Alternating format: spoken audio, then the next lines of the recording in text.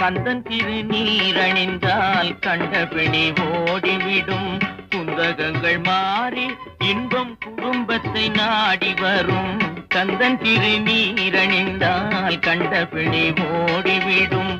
குந்தகங்கள் மாறி இன்பம் குடும்பத்தை நாடி வரும். கந்தன் திருநீரணிந்தால் கண்டபிணி ஓடிவிடும்.